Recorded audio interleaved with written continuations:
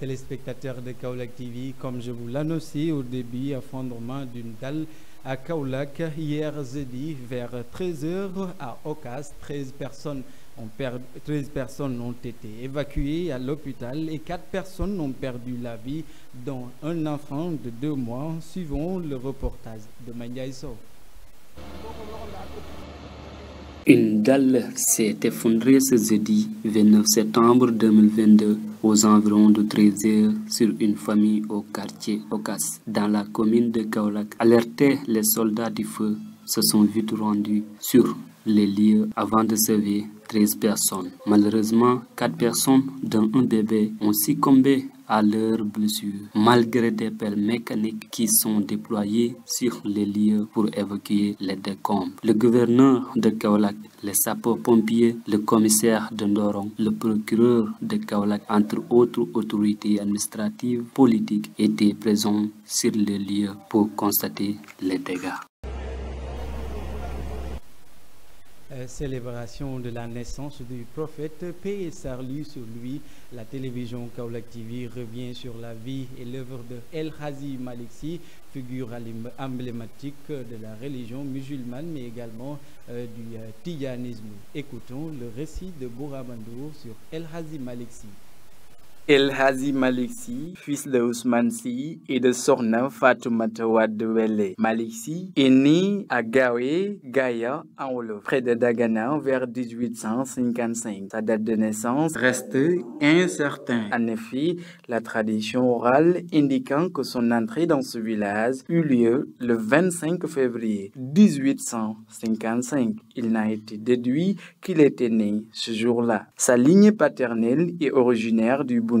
C'est de là-bas qu'elle assémant vers Soiman dans la commune de Podor actuelle. C'est ainsi qu'après avoir appris le Coran qu'il mémorisa tôt, il sillonna le pays de long en large, d'est en ouest. Une quête obstinée qui dura 25 longues années, lui permit d'asseoir des solides connaissances dans tous les domaines des séances religieuses, même profanes, notamment les mathématiques, l'astronomie, prosodie et poésie. El Hadji Malick Sy séjourne en Mauritanie, s'installe à Saint-Louis en 1884, puis à Louga et Pire, avant de s'établir à Tivaouane en 1902, suivant les successions de son beau-père, l'érudit Mor Samba Diéry Dieng, père de son épouse Sokhna Yacine Dieng, et à la suite d'une demande, dit-on, du grand notable Djibril Gueye qui l'invita à y rester. Il débuta sa formation religieuse à Gaye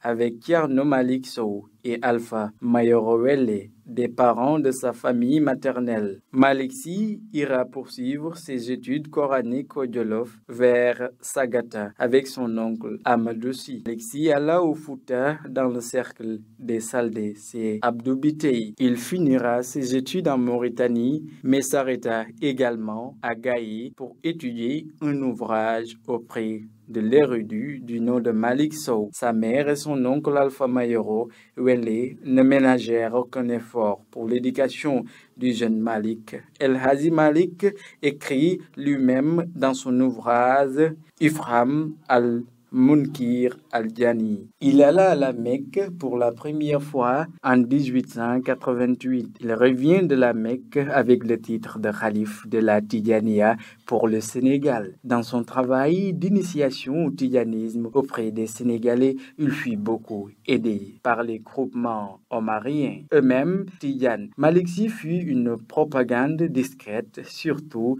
centrée sur la diffusion de la confrérie dans les centres urbains avec la construction de mosquées et de daras d'enseignement islamique au Waalo, Kayor, Fouta Djolof et Sine Saloum. En Afrique subsaharienne, Malick Sy a beaucoup contribué à la propagation de l'islam et de la confrérie soufie, fondée par Ahmed Tidiane. Fin lettré, il est l'auteur de plusieurs ouvrages dont L'or décanté. Une fois à Tivaouane, il œuvra pour la célébration du Mawlud parmi les musulmans du pays où l'on appelle le Gamo. Cette fête musulmane célébrant la naissance du prophète alayhi salatu wassalam et surtout associé au Tidjane. El Hadji Malick Sy s'éteignit le 27 juin 1922 à Tivaouane où il fut inhumé. Son mausolée fait l'objet de nombreuses visites appelées ziyares de la part des nombreuses disciplines venues s'y ressourcer, surtout en période de Gamou où la ville de Tivaouane connaît une très forte affluence. Après le récit de Bouramando sur les figures emblématiques El Hadji Malick Sy, nous continuons à Medina Baye avec le comité national de développement de Medina Baye qui a tenu hier au ministère de l'Intérieur sous la présence du ministre de l'Intérieur Antoine Félix Diome avec les autorités religieuses de la cité de Medina Baye dans cette cérémonie qui était riche en couleurs. Le ministre de l'Intérieur, Antoine Félix Diome, a pris des décisions et a pris des engagements pour un bon déroulement du Gamou édition 2022. Écoutons le ministre de l'Intérieur au micro de Kaolack TV. Nous venons de tenir la réunion préparatoire au Gamou de Medina Baye de l'édition 2022. Et c'est en exécution des instructions de son Excellence, Monsieur le Président de la République, Macky Sall, qui accorde une place importante, pour ne pas dire de premier choix, à la religion. Nous nous réjouissons de la manière dont les travaux se sont déroulés entre les services de l'État, comité d'organisation des manifestations et des activités de la Faïda. Nous sommes en période d'hivernage. Et l'hivernage de cette année a été particulièrement pluvieux. Même si on peut espérer qu'il tire à sa fin, il faudra être vigilant, continuer à assurer le pompage intensif qui était déjà en cours dans Medina Baye, mais aussi envoyer le nombre d'hydrocureurs suffisant pour que le jour du Gamou, mais également le jour du Gamouat, que le pèlerinage ainsi que toutes les célébrations puissent y dérouler de la meilleure des manières possibles.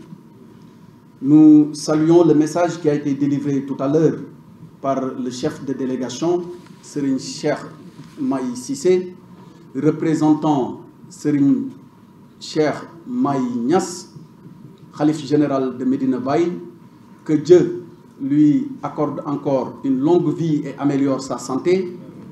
C'est un message de paix, c'est un message de concorde des cœurs, mais c'est un message qui est à l'image de celui dont on célèbre la naissance le 8 octobre prochain. Restons toujours à Medina Baye avec le comité d'organisation des manifestations, des activités de la Faïda, dit COMAF de Medina Baye et la Jamiatou Ansaroudine qui ont exprimé leur satisfaction sur les engagements de l'État tendant à une bonne couverture du Maouloud. Cheikh Tidiane Gueye, un des membres du COMAF que nous écoutons au micro de Kaolack TV. Je peux dire que le comité d'organisation est pour le moment satisfait de l'ensemble des réponses apportées à ces interpellations. Que ce soit des interpellations à l'endroit de l'État central ou bien de ses démembrements que sont la mairie de Kaolack ou le conseil départemental de Kaolack. Ce travail a commencé depuis plus de 2 mois avec le préfet du département de Kaolack, en passant par le gouverneur de la région jusqu'au niveau du ministère de l'Intérieur aujourd'hui. La particularité du Mawlid de cette année est que l'événement va se passer en fin d'hivernage avec les risques de pluie et l'état actuel du niveau d'assainissement d'une ville comme Kaolack font que, quelle que soit l'assurance qu'on peut avoir des engagements qui sont pris aussi bien par l'État central que par ses démembrements, nous restons toujours en tant que comité d'organisation très vigilants et nous demandons à nos partenaires que j'ai cités tantôt, que sont l'État et ses démembrements, de garder ce niveau de vigilance pour que les pèlerins qui vont converger vers Kaolack, Kaolack la Sainte, Kaolack de Cheikh Ibrahim Niass, pour que ces pèlerins puissent vivre paisiblement les jours qu'ils vont passer ensemble pour célébrer la nativité du sceau de la sainteté, le prophète Sayyidina Mohammed.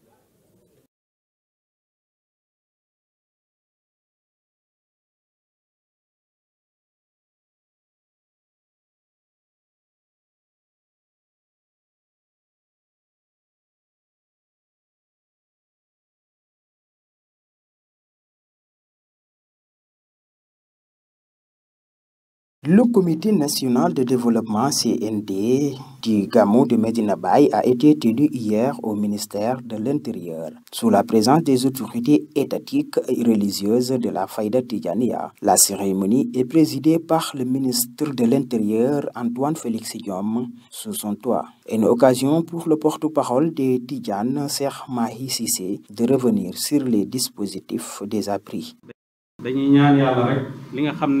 sàkku nañ ko fii te ñiñ ko sàkku ci ñoom yépp ngeen jox leen digal ku nekk taxaw na ne liñ ma digal danaa ci def li ma man jaam yéen rek la am waaye kii def dëgg-dëgg mooy yàlla alfaa'ilu haqiqatan huwa Allah kii def dëgg-dëgg mooy yàlla kon yàlla na yàlla jàppandal ñépp ba nga xam ne dañ mën a mottali gàmmu gi ci li nga xam ne ngërmaande yàlla la ngërmaande yonent Yàlla Muhammad sallallahu alayhi wa sallam du ma jeexal lu may ma nuyu président Benjeloun di nuyu le maire.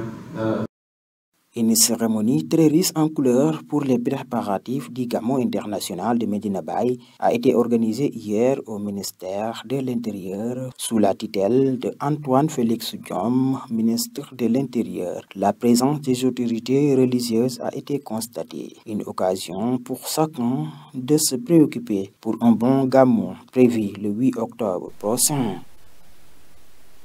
Parlons de l'éducation, rentrée des classes 2022-2023. Le nouveau ministre Cheikh Oumar Anne se lance également sur les préparatifs afin d'avoir une bonne année scolaire 2022-2023. Cheikh Oumar Anne, que nous écoutons au micro de Kaolack TV. Cette année-ci, nous devons tous fournir des efforts pour les élèves. La réhabilitation des écoles doit être notre priorité première et pour cela, tous les acteurs sont d'accord. J'ai illustré tout à l'heure les mots de Nelson Mandela qui nous montrent l'importance de l'école dans l'éducation de nos enfants. Et si nous voulons développer, on ne peut qu'assurer la bonne conduite de nos enfants. Et cela commence par la construction des écoles modernes et la mise en place des enseignants qualifiés. Cette année-ci, les enjeux vont changer car nous sommes en plein hivernage et certains établissements sont inondés et cela est dû au changement climatique. Nous n'attendons plus l'ouverture des classes pour nettoyer les écoles, mais plutôt se préparer par des actions plus fortes avant que les classes s'ouvrent une bonne fois. Autour de cette question-là. On parlait de l'entrepreneuriat avec le jeune Ibrahima Faye, entrepreneur qui lance un appel solennel à la jeunesse sénégalaise de s'activer dans le domaine de l'entrepreneuriat afin de réduire le temps de chômage et de devenir beaucoup plus opérationnel dans le marché économique. Écoutons le jeune entrepreneur Ibrahima Faye au micro de Kaolack TV. L'appel que j'ai lancé aujourd'hui pour la jeunesse sénégalaise, c'est de s'intéresser davantage à l'entrepreneuriat. Parce que l'entrepreneuriat, c'est vraiment une activité ou un domaine qui regorge de possibilités. Les possibilités au Sénégal sont énormes. Dans plusieurs secteurs, l'agriculture, dans l'élevage, dans la transformation, les possibilités pour les jeunes sont là. Donc, il reste aux jeunes d'aller vers cette information-là. Il reste aux jeunes d'être plus engagés dans cette dynamique. Parce que l'emploi, comme on le sait, est assez difficile d'accès. Le marché de l'emploi absorbe énormément, mais ce n'est pas suffisant. Donc ces jeunes-là doivent savoir qu'il y a la solution de l'entrepreneuriat qui s'offre à eux. Et aussi l'État du Sénégal a mis en place des agences, il a mis en place des politiques pour les accompagner dans le processus. Mais au-delà de l'État, il y a des programmes, il y a des projets, il y a même des fonds qui sont mis en place actuellement pour un peu accompagner cette dynamique entrepreneuriale. Maintenant, c'est aux jeunes de sortir, c'est aux jeunes d'aller vers l'information et c'est aux jeunes de se défendre, de se battre pour un peu mettre sur place leur objectif et un peu réaliser leurs rêves. Après l'entrepreneuriat, nous allons parler de la politique avec les jeunes du département de Kaolack, notamment de la COSER départementale par la voix de leur coordonnateur Bokar Diallo qui interpelle directement le président de la République pour plus de responsabilités sur le nouveau gouvernement. Écoutons Bokar Diallo au micro de Ndeye Amy Diop. Mieux vaut avoir affaire à Dieu qu'à ses saints. Nous avons interpellé directement le président de la République Donc nous, en tant que jeunes du département de Kaolack, ce que nous voudrions, ce sont des responsabilités qui émanent directement du décret présidentiel. Donc c'est notre cheval de bataille et c'est ce que nous voulons parce que nous pensons exactement tout ce qu'on pourrait faire pour valoir satisfaction à cette jeunesse, c'est d'avoir quand même une station de responsabilité qui pourrait nous permettre d'avoir les coups de franche, d'être assis financièrement et d'avoir des possibilités d'insérer beaucoup de jeunes pour qu'ils puissent être quand même dans de très bonnes conditions afin d'être davantage au service du peuple sénégalais. Donc c'est une pertinente question à laquelle nous adhérons. Nous avons interpellé les ministres qui sont d'ici parce que tout simplement, il y a des pouvoirs qui leur sont conférés à travers les prérogatives du président de la République. Donc à ces derniers, vous savez, nous tous, nous ne pouvons pas avoir de décret présidentiel. Ce qu'on souhaiterait, c'est que le président augmente les décrets directement entre lui et les jeunes du département de Kaolack. Cependant, ces jeunes, ils vont faire le travail qui les incombe. Concomitamment, ces ministres également, qui disposent des portefeuilles ministériels, peuvent insérer d'autres zones. Ça ne fait qu'élargir les possibilités, qu'augmenter les chances d'insertion des jeunes.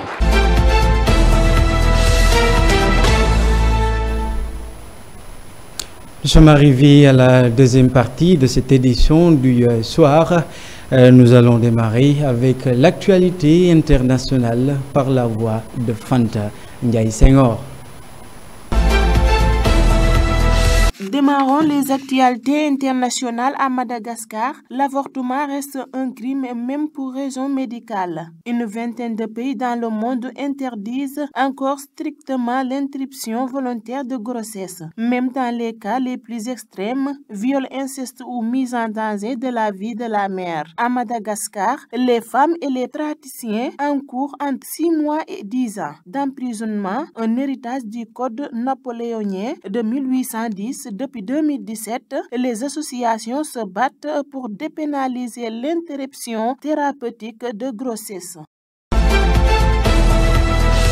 Fin de la visite à Bamako de la délégation de la CEDEAO venue plaider la libération des 46 militaires ivoiriens détenus depuis le 10 juillet. Les chefs d'État de la Gambie, du Ghana ainsi que le représentant du président togolais n'ont pas fait de déclaration. Mais d'après nos informations, même s'il n'y a rien d'officiel pour l'heure, avec les multiples interventions, les lignes bougent.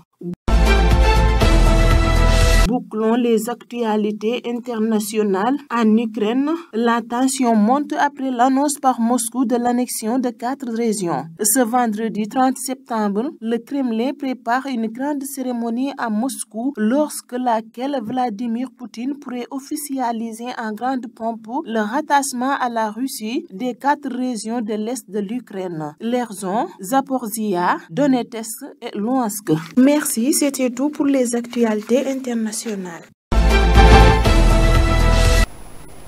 Merci beaucoup Fanta Ndiaye Senghor pour l'actualité internationale. Mesdames et messieurs, c'est la fin de cette édition. Merci à l'équipe technique, merci également à la rédaction et je vous souhaite une bonne suite de programmes de la scène de proximité Kaolack TV. Et le rendez-vous, c'est dans 24 heures. D'ici là, portez-vous bien.